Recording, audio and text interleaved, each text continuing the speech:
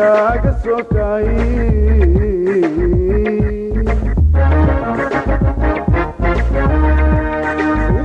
sidii barayarow roob bidhawaaga subaxdii badda kaaga soo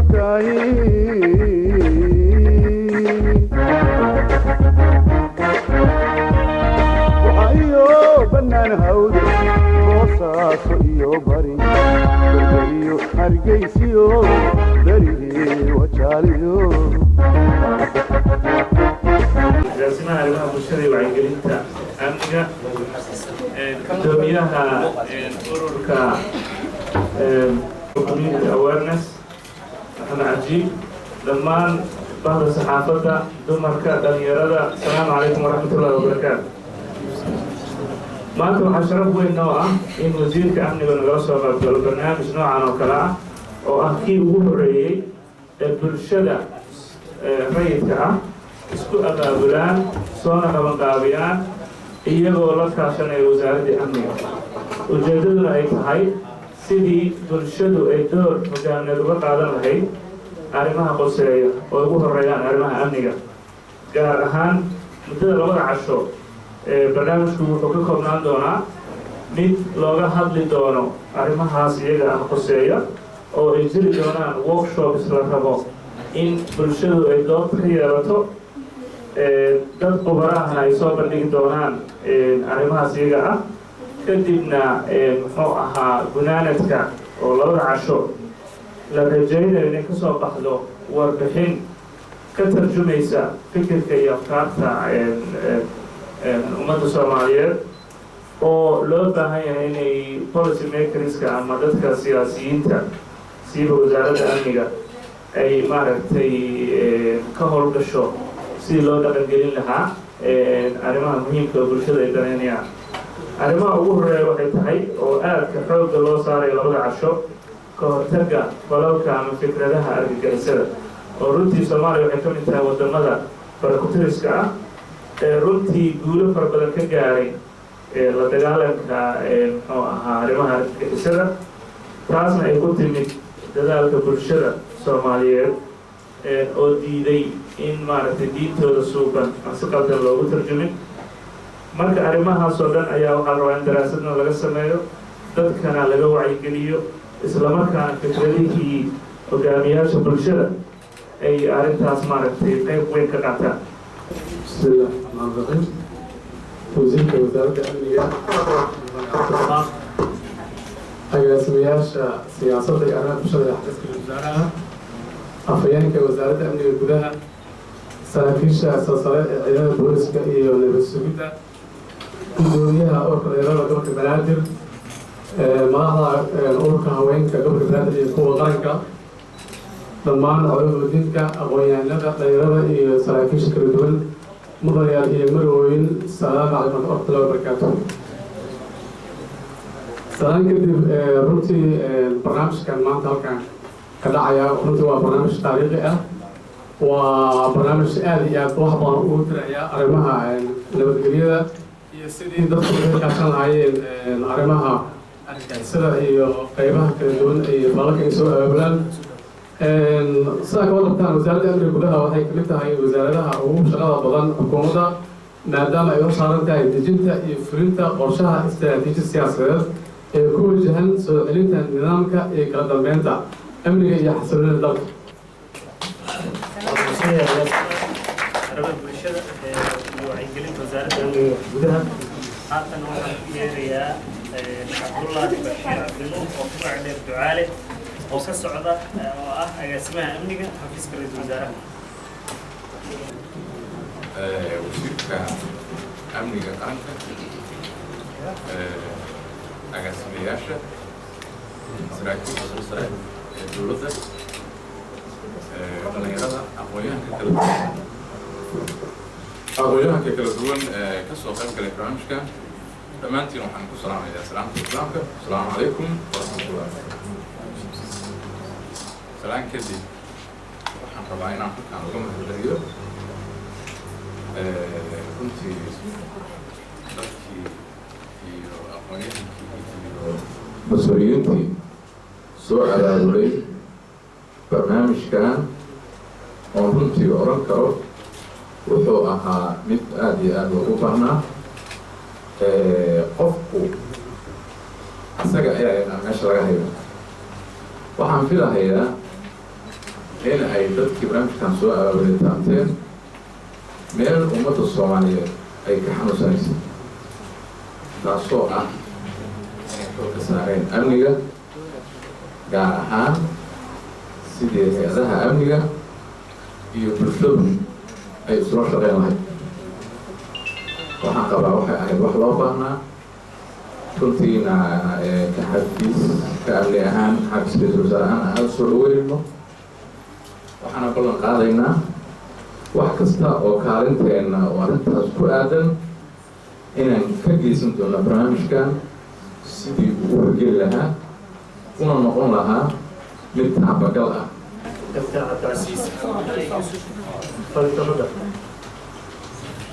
اسمها سياسة تحديث كرزدارها وحنا اليرد من السوق مقابسي برنامج كان تشجيع حملة مع سنتين والرئيس محاضرة بين كان سياسة وحمد بعضنا وحوي اليرد قلبي جود يعني في عينين في الصباح رأي الله يرحم الموضوع رأي النبي هو مركز فكرة استاف سنة يروح جاء الله فكرة هو يروحان كحفيز هان وأن هذا مقرب استاجنا وحياله كالصباح كوقتور خير أنه مركز تابع بيجو جنسي وصعد دوام وأنا كنا السلام عليكم. تمام وعليكم السلام عليكم ورحمة الله وبركاته. runaatii kulankan waa kulan aad u qurux badan oo runaatii loo baahnay soona qaban qaabisay hay-adda wadahadalka hay-adda CCA oo ah hay-ad u dhaqdhaqaaqda arrimaha bulshada Soomaaliyeed. waan uga mahadcelinaynaa. waxaan aaminsanahay markii laga hadlayo amni waxa amniga ka shaqeyn kara waa dhalinyaro iyo haween. waxaan markhaati ka nahay intii ugu muhiimsaneed inay maanta inta fadhido iskaashigaana waxaan aaminsanahay inay wax muhiima kasoo bixi doonaan iyo talooyin wanaagsan oo ku aadan hay-adaha amniga si Soomaaliya ee sare ugu kacdo. waxaan aaminsanahay sanadii hadda ugu dambeeyay labadii sano ugu dambeysay Soomaaliya sidoo hore ahaa jirtay ma aha. waana ku faraxsanahay, waana soo dhaweynaynaa, waxaana diyaar u nahay nafteena inaan u hurno, waxaana diyaar u nahay inaan dowladda dhan walba oo hore inaan kala shaqeyno. seminaarka loo gelino saxaaba looga sheegay kulleedka su-aalo badan ayaa jiri doona iyo dhalinyarada siday door ugu qayb qaadanayaan horumarka iyo dhismaha dalka Soomaaliya. waana mahadsantihiin. waxaana aaminsanahay inay kusoo bixi doonaan jawaab baraarujinaya kuna dhiirigelinayaa dhalinyarada sida quruxda badan ugu soo qayb gashay oo ka kala socota degmooyinka. waana mahadsantihiin.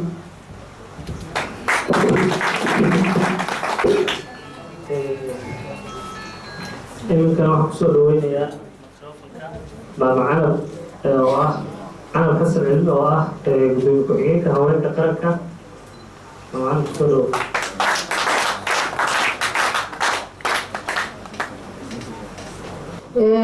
waxaan ilaahay u mahadcelinaynaa ilaahay subxaanahu watacaala awal oo isugu keenay inaynu isku tashanno waxna wada qabsanno dalkeena dadkeena iyo diinteena baan ka fikirno. waxaa layidhi qofaan isagu wax qabsantan qoomaan isduleyn ilaahay ma duleeyo.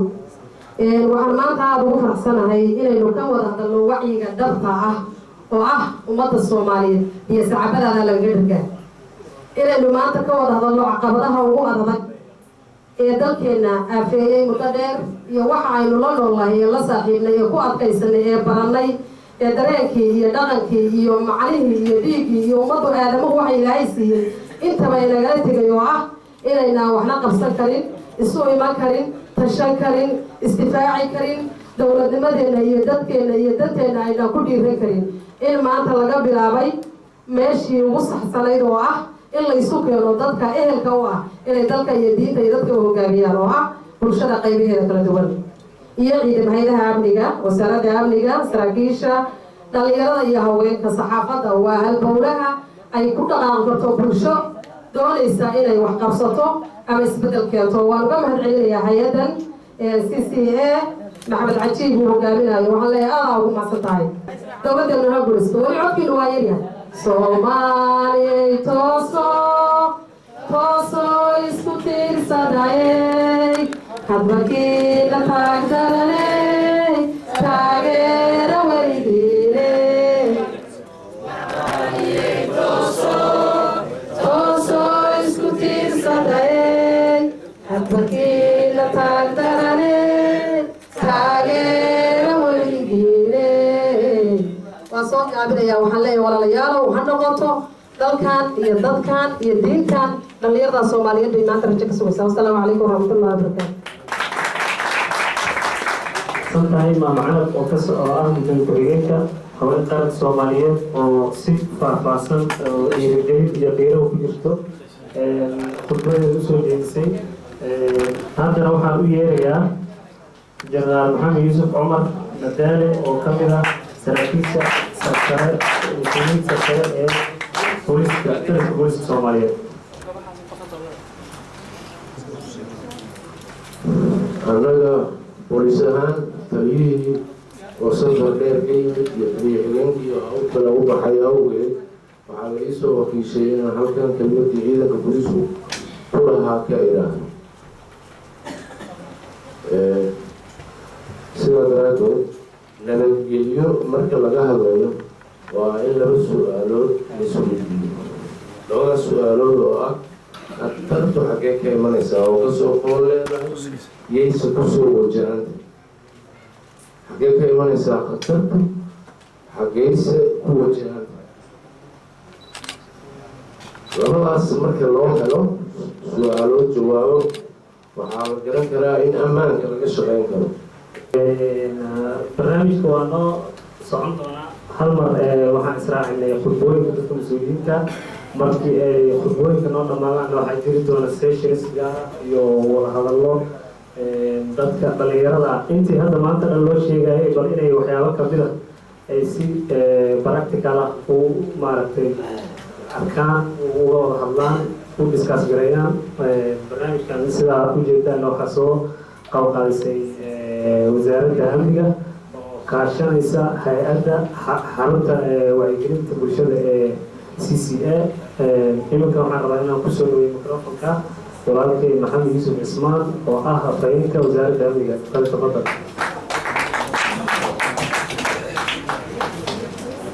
inkastoosan hadal iga banaaneyn meeshaan haddana maaqaan hadal jeclimaa la ii siiyey waa iska war jeclahay. waa mahadsantihiin. ugu horeyn waxaan u mahadcelinaynaa CCA oo runtii barnaamijkan waxtar weyn u leh garab ka siisay wasaaradda amniga. waa barnaamij maanta bilowday sida mas-uuliyiinta iga horreeyay ay sheegeen socon doonana gobolada dalkao dhan aan kusoo wareejin doono haddii alla idmo. adinkaa maanta nasiib u yeeshay dadkii ugu horreeyey oo lagu furayay.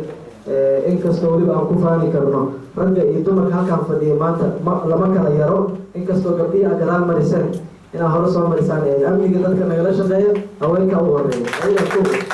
marka waxaan rabnaa haweenka ayaga iyo gobolkooda iyo qarankoodaba inay safka hore ka noqdaan wasaaradda amniga baalkeeda ayaga iska leh. ayaga fikirkooda iyo aragtidooda iyo waxay noo sheegaan aan ku shaqeynaa. runtii wasaaradda iyo hadafkeeda waa laga soo sheekeeyey. wasiirkii wasaaraddana waa fadhiyaa oo officially noo furi doona maxaa la yidhahdaa labadan beri oo halkaan aan fadhin doono. gobolada dalkaana noogu xigi doona. gobolka ku xigi doona go-aanka dadka ka gaari doonana adinka waaye. weliba dumarka ha loo badiyo gabdhaha ha loo badiyo. markan waa khudbooyinkii waa soo dhawaadeen. waxaan hadda siinayaa oo kusoo dhaweynayaa guddoomiyaha xarunta wacyigelinta bulshada CCA mudane maxamed cajiib. kusoo dhawo. ugu horeyn wasiirka wasaaradda amniga gudaha, agaasimayaasha arrimaha bulshada, siyaasadda iyo amniga ee xafiiska ra-iisul wasaaraha, saraakiisha ka socoto booliska Soomaaliyeed, saraakiisha hay-adda mas-uuliyiinta iyo sultaanka qaranka, ururka haweenka qaranka Soomaaliyeed, ururka haweenka gobolka Banaadir, dhalinyarada qaranka, dhalinyarada xeerka ee gobolka Banaadir, gudoomiyayaasha dhalinyarada ee degmooyinka, ardayda ka socota jaamacadaha, meediyaha sharafta leh ee Soomaaliyeed, dhammaan waxaan ku salaamaya salaamta islaamka. Assalaamu calaykum waraxmatullaahi wabarakaatu. Salaan kadib anigu ma soo istaagin inaan wax badan ka sheega halkaan. muhiimadana maanta iskugu niman qof walba wuxuu ka arkay ajandaha ama paneliska ama boorarka meesha ku qoran. ahaantii mar haddii ay iskugu timid halkaan dadkii hogaami lahay bulshada oo laga soo bilaabo gudoomiye degmo dhalinyaro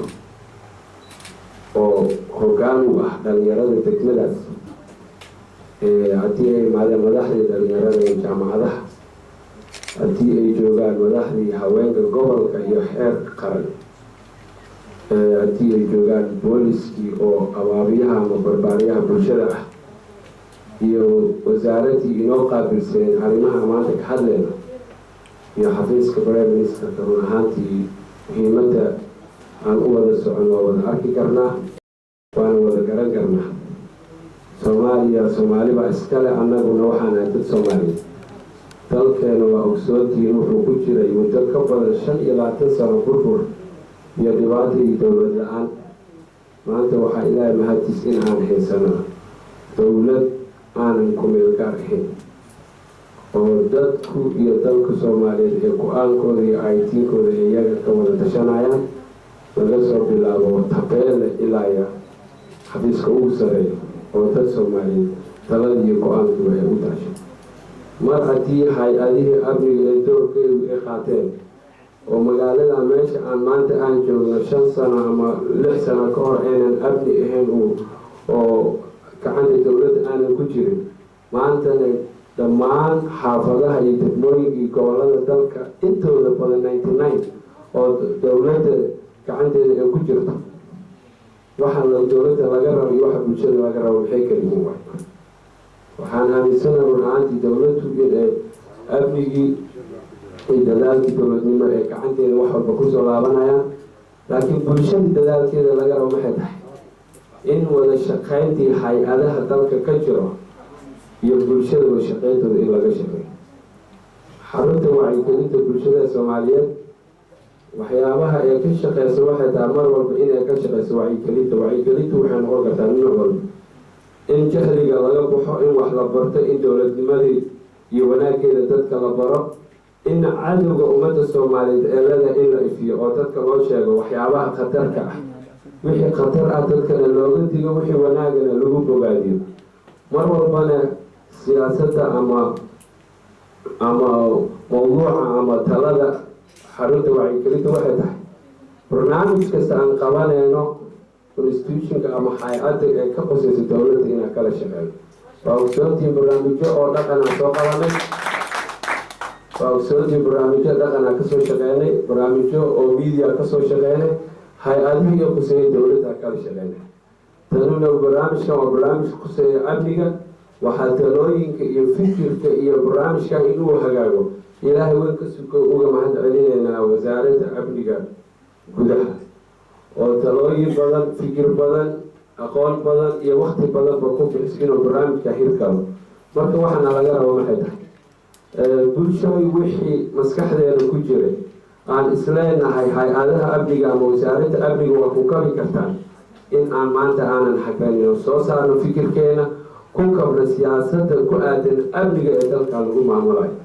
hay-adaha amniga wasaaradda ugu horeysa iyo wasiirkana waxaan ka rabnaa bulshada waxa ay ugu baahan yihiin ama meelahan oo lagu dhaliilayo oo laisleeyahay bulshadu haddii ay meeshaas kasoo bixi lahayeen dalku wuu hagaagi lahaa ama siyaasadda amniga u degsan way hormari lahayd, iyagana inay noo sheegaan si aan uga wada shaqeyno. gacmo wada jiray wax ku gooyaan. qof kasta oo Soomaali ah dalkan waajibaada ka saaran. ma ahan waajibkaaga inaad adiga shaqaysatid oo gurigaaga kasoo baxday ama aad wax baratid, markay amni daro meel ka dhacdana aadaad wallahi hay-adiga amniga dhaliishaas bay leeyihiin.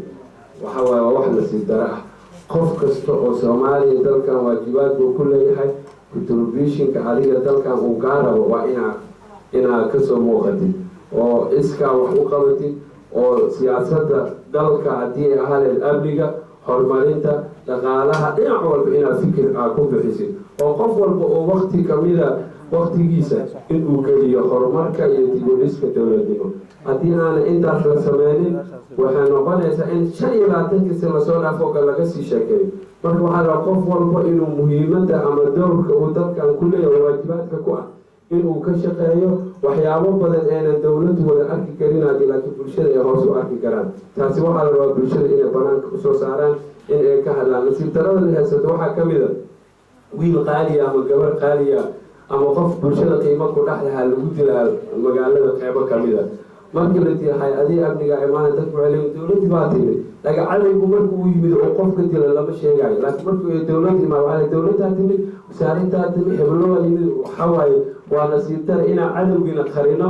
markii dowladda ay maatana qofka yimid iyo magaciisa iyo taariikhdiisa iyo positionka uu dowladda ka jooga la sheego oo qaarkood idaacadaha ay ka hadlaan laakiin cadowgana la qariyo. cadowga in la sheego waa wixii aa qarsato way ku qarsadaan. waa ogsoontihiin dad badan oo qiimo nagu leh cadowgii gacantiisa ku maqan. waa ogsoontihiin gabdho badan oo Soomaaliyeed, hooyooyin Soomaaliyeed, saraakiil, macallimiin, dad badan oo aanan waxba kalabsan oo siyaasadda aanan ehel u ahayn ama aanan gacan dhaweyn aa lagu dhibaateeyey. waxyaabaha lagu dhibaateyna waxay tahay maxaa u nooshahay iyo qofka caqliga ama aqoonta ama dhaqaalaha uu haya haddii uu beri dowladnimada ku taageero dhib inay u tahay ayay ogyihiin cadowga. marka sidaas aaweed waa inaan wanaagii ka wada shaqeyno. caqliga iyo aqoonta iyo xikmadda ilaahayna siiye oo ku aadan amniga dalka ama qof kasta maskaxdiisa ka guuxayso waxaa rabnaa maanta iyo berinta munaasabadan ama foorarkan ugu talagala in lagu soo bandhigo. annaga oo ah xaruntii wacyigelinta bulshada iyo wasaaradda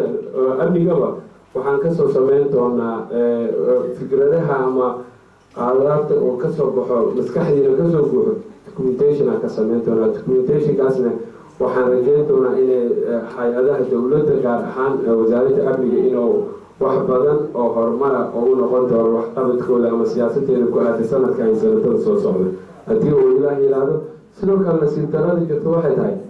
wiil Soomaaliyeed iyo gabar Soomaaliyeed waxay ka imaanaan dalka dibadiisa. markii ay ka imaan waxaa lee wadanka gudihiisa isku qarxiyey.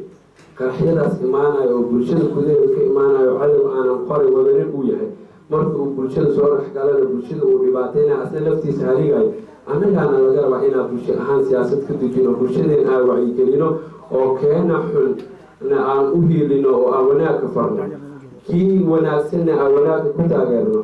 kuwa aanan wacyigeena ama talageena aanan qaadanayninna hay-adaha kuseeya in aan keeno. maxaa yeele cadowga haddii aad soo dhawaysato ehelnimo iyo qaraabanimo aad kusoo dhawaysay marka hore adoo ku dhibaateynaa kadib wuxuu dhibaateynaa walaasha ama walaalka.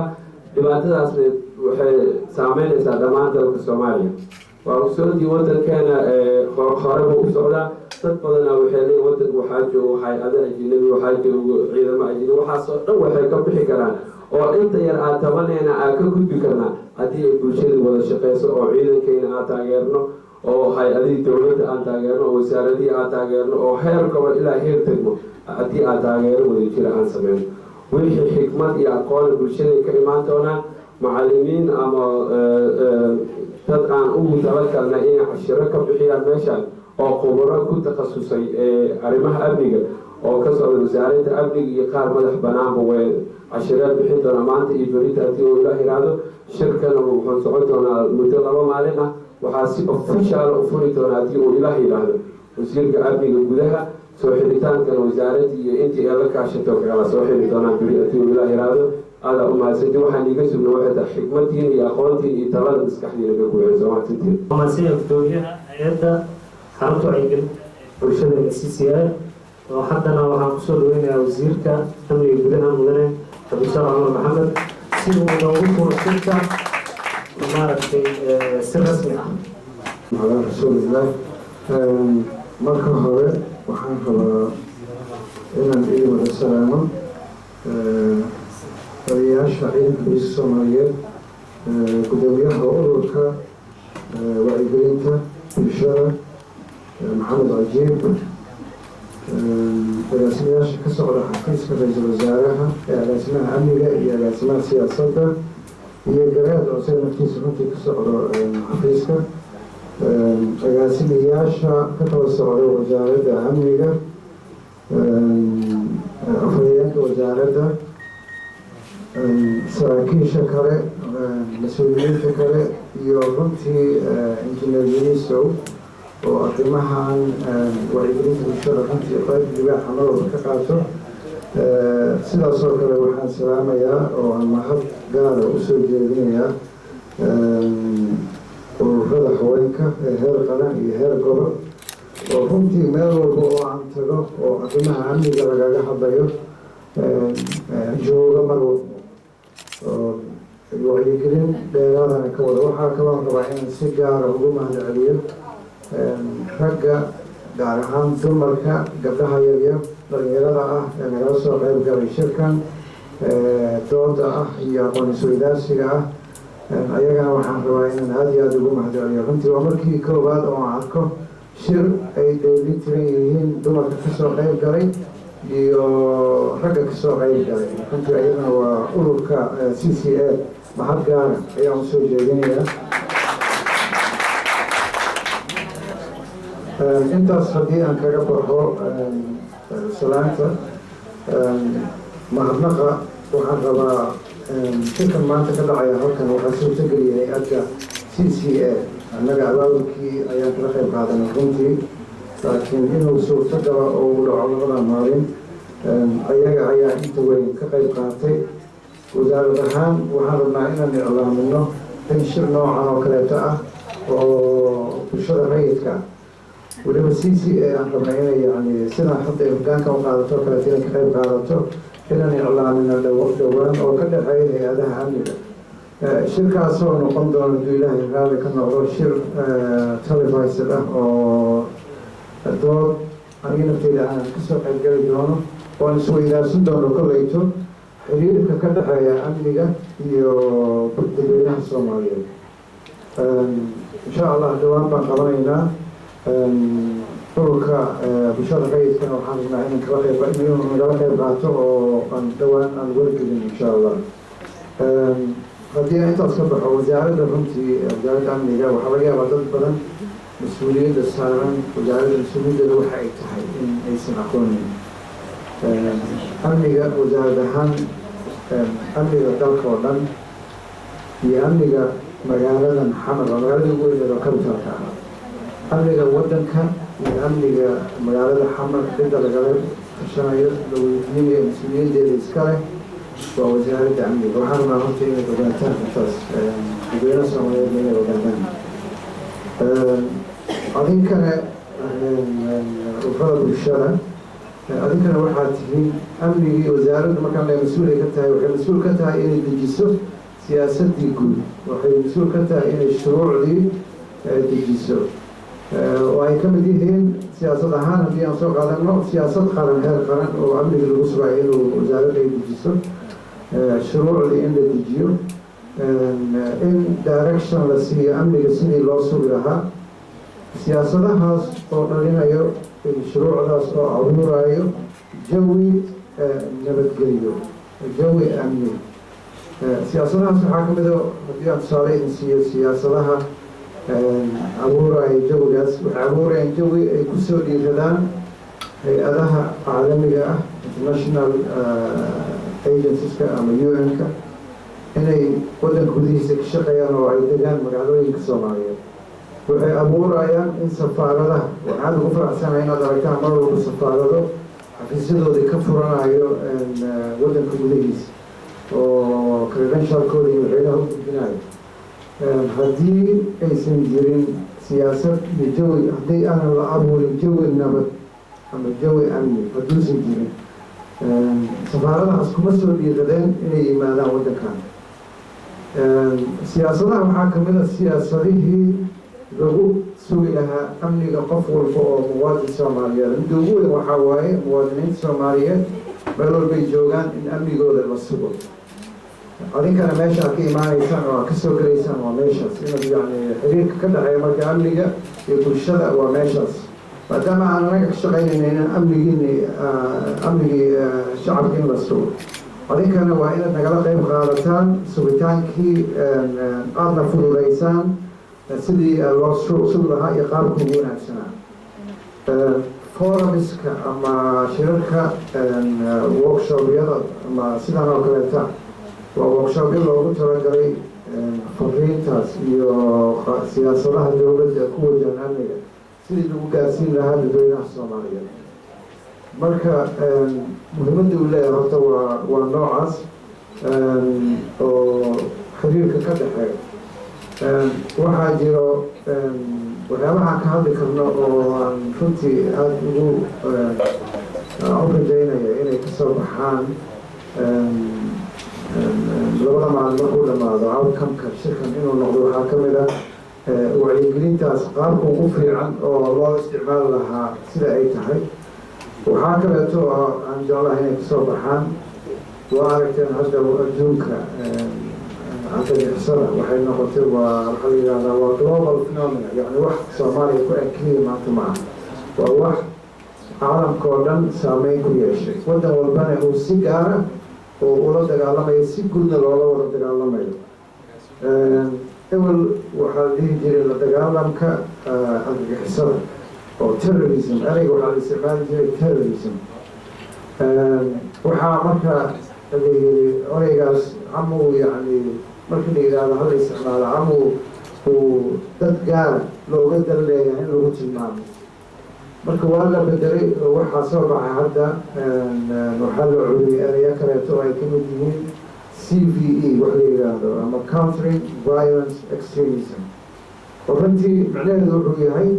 in yacni qaabkii lagula dagaalamayay argagixisadan in la bedelo dadkana aysan u qaadanin in cid gaara loo dan leeyahay tusaale ahaan in yacni terrorism marka la yidhaahdo laga fakiro qof muslima inuu yani geysanayo falkaas ee ay tahay cid walbo oo falka noocaan oo kale ka geysto wuxuu raba ha ahaado diintuu raba ha haysto in adduunku la wada dagaalo waxaa soo baxda marka qaabka ama miiniska lagula dagaalami karo inay tahay forumska noocaan oo kaleeta in la abuuro oo dadkii la wacyigeliyo oo digital media la isticmaalo oo social networks la isticmaalo waxyaabahaas oo dhan ayaa soo baxday waxyaabahaas oo waxyaabaha runtii aan isleeyahay waa ka wada hadli doontaan maanta su-aashii ugu weyn waxaa waaye sidee ayay u wada shaqeyn karaan bulshada iyo hay-adaha amniga si loo helo amni sugan su-aashii ugu weyn oo maanta aan rabo warqadda maalinka ajandaha maalinka koobaad ku qoran waa su-aashaas oo loo baahan yahay in jawaabo fikir fiican inta ka wada qaadataan aad yani jawaab saxa waafiya aad isku raacsan yahay inay kasoo baxdo oo midaysan midda kaleeto annaga dhalinyarada Soomaaliyeed ee la mari habaariyey falalka noocaan oo kale ku jiro waa dhalinyaro Soomaaliyeed aabba iyo habar Soomaaliyeed baa dhalay waxaa loo baahan yahay waxay leeyihiin saaxiibbay leeyihiin waxay leeyihiin deris waxaa la rabaa iyadana sidii dadkaas fikirkaas qadar la geliyey sidii loogu bedeli lahaa oo fikir wanaagsan fikir fiican loo gelin lahaa in la abuuro yaa abuuri kara marka dhalinyaro waxaa ay is-afahmayaan dhalinyaro kaleeto haddii qof dhalinyaro nin qof kaleeto oo aada uga da-weyn ama nin odaya loo diro waxaa laga yaabaa inaysan isfahmin laakiin haddii qof dhalinyaraa loo diro waxaa dhici karta inuu qanciyo marka waxaan rabnaa dhalinyaradiina meesha fadhiiso inaad ka qayb qaadataan sida dhalinyaradaas kaleeto waddo khatar ama laga yaaba inay isqarxiyaan ama laga yaaba inay falal xun oo ay ku kacaan in la bedelo fikir ahaanna lagu bedelo annaga hay-adaha wasaaradda arrimaha diinta iyo qaabta wasaaradda warfaafinta wasaaradda dhalinyarada iyo isboortiga iyo wasaaradda amniga iyo wasaarado badan waxaa ka dhexeeya wada shaqeynaa ka dhexaysa oo ay ah wada shaqeynta amniga sida ay wada shaqeyn uga dhexayso wasaaradda amniga iyo bulshada Soomaaliyeed meel walbay joogaan dadweynaha Soomaaliyeed sida ay uga dhexayso sababta amni marka la yidhaahdo waa cid walba waa inay ka qayb qaadataa cid gaar u leh amniga ma jirto wasaaradda amniga gaar uma laha wasaaradda amniga waxa keliya laga rabo waxay tahay in siyaasad ahaan iyo shuruucdii iyo wixii loo baahnaa iyo qaabkaana loo waxaynaha inay la timaado laakiin waa mas-uuliyaddeeda qof walbo muwaadin walbo Soomaaliyeed ayaa iskale nabadda Soomaaliya intii dhibaatada runtii Soomaaliya ay jirtay dagaalka sokeeye lagu jiray ummadda Soomaaliyeed dadka ugu badan oo badbaadiyey waxay ahaayeen dumarka. marka waxaan rabaa ummadda Soomaaliyeed hadda dhulkana haysto gaar ahaan dhalinyarada haysato sidii looga saari lahaa doorka ugu weyn. waxaan rabaa in yani dumarka Soomaaliyeed ay ka qayb qaataan, haweenka Soomaaliyeed inay ka qayb qaataan, ay kow u ahaadaan, ay u istaagaan.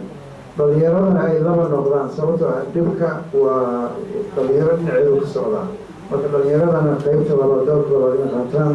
ma rabo inaan ku dheeraado, xooga waa idinla joogaa si doodina aan u arko idinkalana qayb qaato, laakiin inaan idin furo ayaan ka istaagay. waa shirkinana waa idin furay, aad iyo aad baan idinkaga mahad celinaya. asalaamu calaykum waraxmatullahi wabarakaatu.